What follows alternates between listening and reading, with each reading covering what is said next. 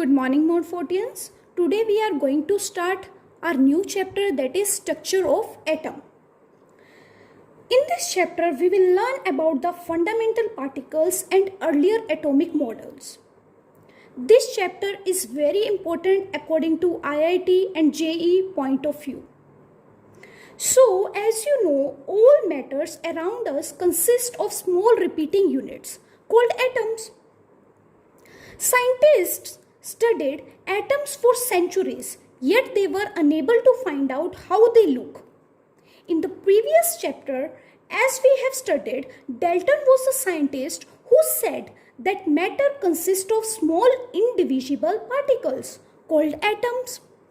However, later researchers established that an atom is divisible and it consists three subatomic particles: first electrons, second protons, and third neutrons. And these three are known as fundamental particles. In fact, the first scientist who gave us an idea about the existence of electric charge in a matter, that was Faraday. He saw when we are rubbing the glass rod with wool or silk, then it will get charge. He also observed that when electricity was allowed to pass through the solution of an electrolyte, chemical reaction occurred at electrode, and this process is known as electrolysis. Then William Crookes in 1879 studied the electrical discharge in a partially evacuated tube known as cathode ray discharge tube.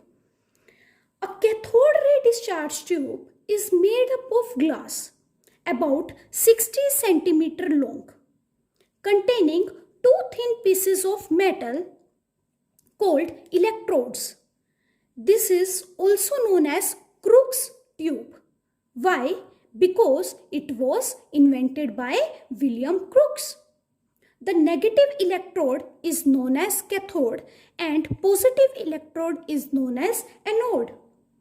And when the high voltage of about 10,000 volt is applied between the electrode, the following result are observed at a different pressure. First, when the gas pressure inside is 1 atm, no current flows between the electrode because gases are the poor conductor of electricity.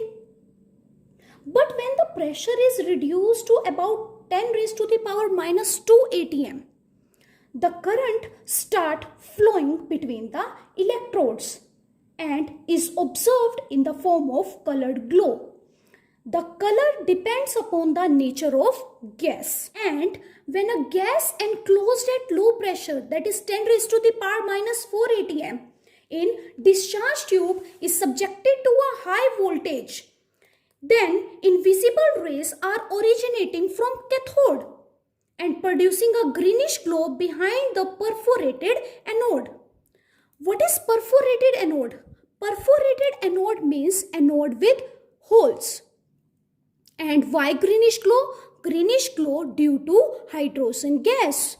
And these rays are known as cathode rays because they are originating from cathode. So, what are cathode rays? The stream of particles that move from the cathode to anode inside the discharge tube on applying sufficiently high voltage and reducing pressure are called cathode rays. Now, let's see properties of cathode rays. First, they produce a sharp shadow of the solid object in their path, suggesting that they travel in straight line. Means, if we will keep any object in between the path of cathode rays, then it is seen that there is a shadow of the same object which is casted behind. That can only be formed if they are traveling in a straight line. Second, they are deflected towards the positive plate in an electric field which suggests that they are negatively charged. Means if we will keep the same apparatus under the electric field, then it is seen that cathode rays are attracted towards the positive charge. Means which suggests that they have negative charge. Third, when a paddle wheel is placed in the path of cathode rays, the wheel begins to rotate. It shows that cathode rays are made up of particles which possess kinetic energy. Means cathode rays also have mechanical properties. And negatively charged particles were named as electrons by Stoney. So now we know that electrons are the part of atoms and atom is a part of matter. So just as matter has mass and occupies space, so the same was true for the electrons because they are the part of matter. So they are supposed to have certain mass. Then experimentation has been carried out in order to find out charge and mass of electron. This experiment was carried out by J.J. Thomson in 1897. For this, we don't have to go in detail, we only have to know the values. So, the charge to mass ratio, which is also known as EM ratio, that was calculated for an electron and which is equals to 1.758 into 10 raised to the power 11 coulomb per kg. Then after this, Mulliken was a scientist who did experiment to calculate charge on an electron by Mulliken's oil drop experiment. And the charge was calculated as 1.6 into 10 raised to the power minus 19 coulomb. Now we have charge to mass ratio and value of charge on an electron. So now it was easy to calculate mass, which is equals to E upon E by m, where E is equals to 1.6 into 10 raised to the power minus 19 upon E by m is equals to 1.758 into 10 raised to the power 11, which is equals to 9.11 into 10 raised to the power minus 31 kg. And it also said that electron is a universal constituent of any matter. Means in any sample of matter, electron will going to be present.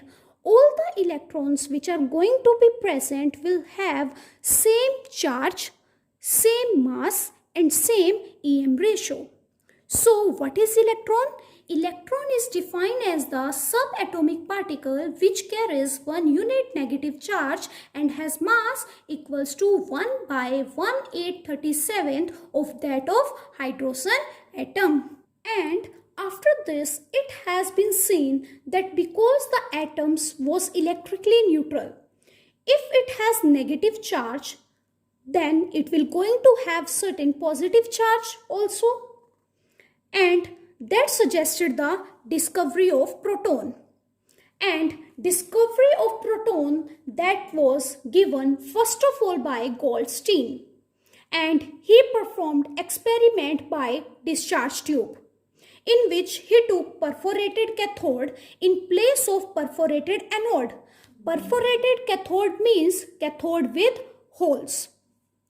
And it was found that some rays were coming from the side of anode, which passed through the holes of cathode and produced color on the opposite glass wall coated with zinc sulfide. This ray was called as anode ray or positive ray. Why? Because they are coming from the anode side. And the characteristic of anode rays was absolutely the same as of cathode rays, that they are traveling in a straight line, they have mechanical property. The only difference was when the discharge tube was kept under the electric field, they get attracted towards the negative charge, and which suggested that anode have positive charge, and they were named as protons. Now, as proton is a part of atom and atom is a part of matter, so it should also have charge, EM ratio and mass. So EM ratio for proton is equals to 9.58 into 10 raised to the power 7 coulomb per kg, and charge is equals to plus 1.6 into 10 raised to the power minus 19 coulomb. Now it is easy to calculate mass, which is equals to E by E upon M. E is equals to 1.6 into 10 raised to the power minus 19. E by M is equals to 9.58 into 10 raised to the power 7, which is equals to 1.67 into 10 raised to the power minus 27 kg. So now what is proton? Proton is a subatomic particle which carries 1 unit positive charge and has mass nearly equals to that of hydrogen atom. Over here, now we have two subatomic particles. One is electron and second one is proton. Now, apart from this, it was seen that whenever we are talking about protons, the proton for different material may have different EM ratio. After the discovery of electrons and protons, it was authenticated that every matter will going to be charged. And it was confirmed by the process of radioactivity, which was discovered by Henry Becquerel. For this, he took a piece of foil in which he put crystal of uranium and kept in a drawer containing photographic plate.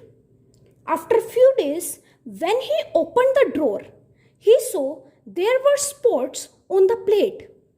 Now he was wondering, there was no sunlight which was coming inside the drawer. Then how did it happen? When he saw the photographic plate again, he can clearly see the images of uranium crystal on the photographic plate. So that gave an idea to him. The crystal which was kept in the drawer had a power to emit radiations, and that was the time when he discovered the term radioactive substances and radioactivity. So, what are radioactive substances and radioactivity? Radioactive substances are those which have a tendency to emit radiation on their own. For example, uranium, polonium.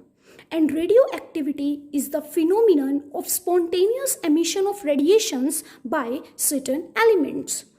Now, it was also seen that electric and magnetic field also had a certain effect on radioactive elements. Now, in order to see the effect of electric field, the experiment was conducted. For that, he took a block of lead and placed a radioactive element in a cavity of block and a slit such that the radiation can be reduced to a single beam. And then he applied the electric field on the radiation being emitted, and then he allowed them to fall on photographic plate. Now it was seen that till the radiation was not subjected to electric field, they were traveling in a straight line. As it came close to electric field, it is deflected into 3 different paths for 3 different rays. One which was attracted towards negative terminal, one which was attracted towards positive terminal, and one which is just traveled straight. So the rays which was attracted towards negative terminal carry positive charge, and they were known as alpha rays. The rays which was deflected towards positive terminal carry negative charge and known as beta rays, and one which is just traveled straight are known as gamma rays. So in further investigation, it has been seen that alpha rays were the nuclei of helium, having 2 positive charge and 4 AMU mass. But the beta rays were the stream of electrons. As the gamma rays were not deflected in any direction, it was suggested that these gamma rays must be consisting of certain neutral particles, which was discovered very late. Now, let's see discovery of neutron. Discovery of neutron was carried out by Chadwick in 1932. For this, he performed some scattering experiment in which he bombarded some light element like beryllium and boron with a fast moving alpha particle. He found that some new particles were emitted which carry no charge but has mass equals to proton. So this particle was termed as neutron. So what is neutron? Neutron is the particle which has no charge but mass equals to that of proton. So neutron is the particle which has mass equals to proton but no charge. Now, after the discovery of all the three particles, it has become essential to place them in an atom. So, in order to place them in an atom, the scientists again started working to give us model of an atom. First model was given by J.J. Thomson in 1898. According to this model, an atom possesses a spherical shape in which the positive charge is uniformly distributed. The electrons are embedded into it so that more stable electrostatic arrangement can be obtained. This model can be visualized as a pudding of positive charge with plums or seeds, that is electrons, embedded into it. Hence, it also called a plum pudding model. In this model, the mass of an atom is assumed to be uniformly distributed over the atom. Means, like in a watermelon, what you see, a red part or seeds. So, the red part of a watermelon is going to consist of positive charge and seeds which are embedded in it are the electrons. But very soon, J.J. Thomson model was disapproved. So, the limitations of Thomson model are: first, he was not able to explain stability of atom. Second, it could not give or explain the result of later experiments like X-ray scattering experiment that was carried out by Rutherford. Second model of an atom was given by Rutherford. Rutherford and his students performed some scattering experiment in which they bombard the thin foils of heavy metals like gold, silver, platinum or copper with a beam of fast moving alpha particle. Then Rutherford observed that most of the alpha particles pass through the gold foil undeflected. A small fraction of the alpha particles was deflected by small angles. A very few alpha particles bounced back, that is, were deflected by nearly 180 degrees. From these observations, Rutherford drew the following conclusion. First, most of the space in the atom is empty. Second, a few positive charge alpha particles were deflected, which shows that the positive charge has to be concentrated only in a small volume. Third, volume occupied by the nucleus is negligible. So, on the basis of above observations and conclusions, Rutherford proposed the nuclear model of atom. First, the positive charge and the most of the mass of the atom was densely concentrated in extremely small region called the nucleus. Second, the nucleus is surrounded by electrons that move around the nucleus with a very high speed in circular path called orbits. Third, electrons and the nucleus are held together by electrostatic force of attraction. But like J.J. Thomson model, Rutherford's model was also disapproved.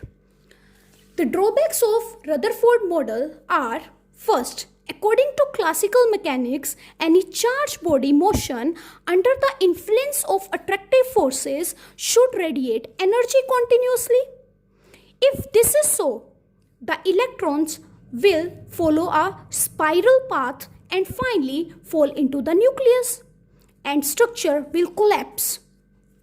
Thus, the Rutherford model fails to explain the stability of atom. Second, it says nothing about the electronic structure of atoms, that is, how the electrons are distributed around the nucleus and what are the energies of these electrons. Our next topic is atomic number and mass number. First scientist who gave us the little bit idea about atomic number was Moseley. He was trying to find out how many unit of positive charges are present inside any atom by different experiments. And according to those experiments, he gave us the amount of positive charges present inside the atom. And those number of positive charges were restricted themselves to nucleus. And the positive charges are known as protons. And it was said that in case of neutral atom, atomic number will be equals to number of protons present inside the atom, or number of proton present is equals to number of electrons. But in case of number of protons were more, then the atom will be positively charged. If number of electrons were more, then atom would be negatively charged. So atomic number is equals to number of protons or number of electrons. So mass number, which is represented by A, is equals to number of protons plus number of neutrons. Protons plus neutrons is known as nucleons. Now with the help of this formula, we can find out number of neutrons, which is equals to mass number minus number of protons.